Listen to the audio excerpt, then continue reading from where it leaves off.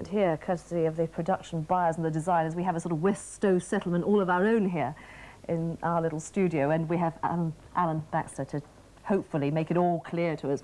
Now, what sort of people are in the Dark Ages society, Alan? Very wide cross-section, really, from sheet metal workers to archaeologists. And why do people do it? I don't know, a number of reasons. Some just for the fun, some for the interest in Anglo-Saxon times. Right. What will you be doing principally at West Stow this coming weekend? Well, there will be a battle reenactment display and also, very importantly, a fashion show. Don't some of your friends sometimes say, what a curious way, Alan, to spend your weekends? Yes, all the time. Let's then look around at some of the people you have with you here. And I think it'd be a good idea to start with the girls, because as I understand it from you, they're the sort of earliest examples you have. Now, the lady in blue is very fetching. Tell me all about her. Well, she's the sort of lady that we think may have been around at West Stow Village when it was occupied. In particular, she represents Anglian costume.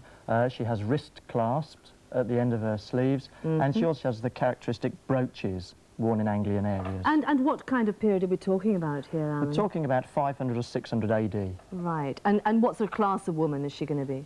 Very, very upper class, very rich lady. Yes, so otherwise you can imagine all those sort of baubles getting in the way of anything remotely sensible. Right, now what about the little girl in green then? She represents more general Saxon costume here.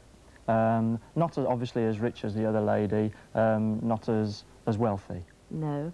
And what about the fact that her hair is uncovered and the other lady's is covered? Well, that denotes that she is an unmarried girl as opposed to the other lady who is married. So you're allowed to flaunt it before you're married, is this the idea? Indeed.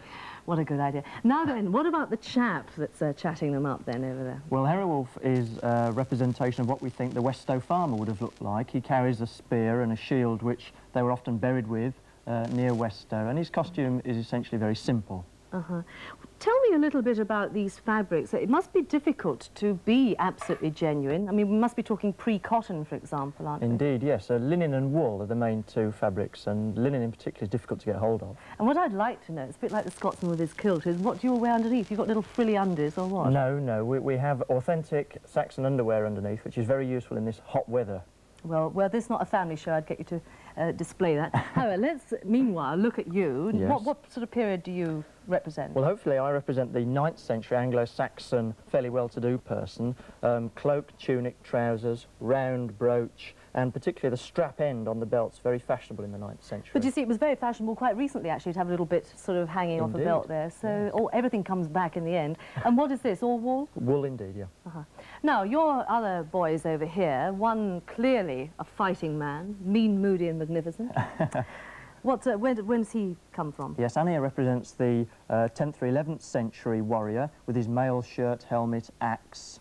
Very much a fighting man, as you said. And jolly hot in this studio in this weather too. And I have to say this one is absolutely my favourite that we're going on to next, because this I think you could wear going down the King's Road in Chelsea. I mean, I think this is fabulous. Now, what's he? Orm is a Viking trader here, and he epitomises the influence of the East on Viking fashion, particularly the trousers. Yes, sort of a bit Turkish. Indeed, kind of yes. Influence. Yeah. Well, that's absolutely right. In fact, there is so little good published information for schools on it, and hopefully we hope to redress that sort of balance. Well, I'm sure you will. Thank you all very much for joining us. Thank you.